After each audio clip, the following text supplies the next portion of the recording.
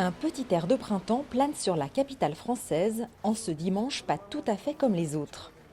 Avec ses traditionnels brins de muguet vendus dans la rue, le 1er mai est avant tout une journée symbolique internationale de mobilisation des travailleurs. Au siège de la CGT Paris, les préparatifs ont commencé tôt le matin, collage d'affiches et préparation des banderoles avant une pause déjeuner et le départ du cortège.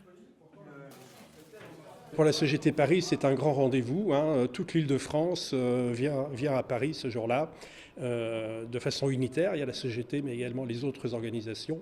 Et donc nous y sommes là pour porter évidemment des revendications, retraite, emploi, salaire essentiellement, mais également la paix, parce qu'il y a l'Ukraine entre autres. Et puis on combat aussi les idées d'extrême droite. On est quand même une semaine après un second tour d'élection présidentielle. Donc on est dans un contexte très particulier. Rendez-vous place de la République, musique, sandwich à la merguez et ambiance bon enfant.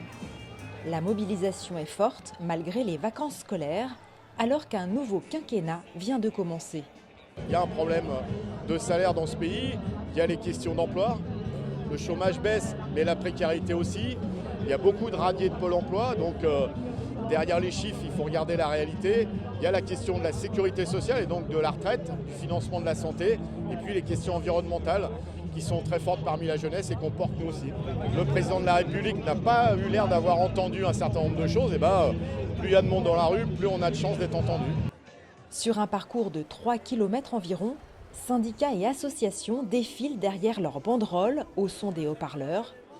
Les étudiants de l'Union nationale des étudiants de France sont eux aussi venus faire entendre leur voix. Pour nous, c'est une journée importante parce que c'est l'heure de construire un troisième tour social. Ils veulent nous faire payer les conséquences de la crise. On ne va pas accepter de payer les conséquences de cette crise.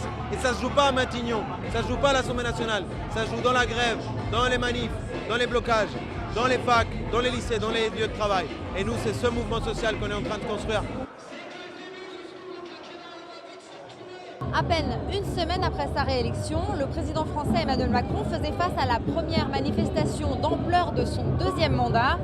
Pour les militants, cette journée traditionnelle de revendication était l'occasion de descendre dans la rue pour se faire entendre et tenter de faire infléchir une politique jugée libérale qu'ils redoutent pour les 5 années à venir. Jade Charles, CGTN, Paris.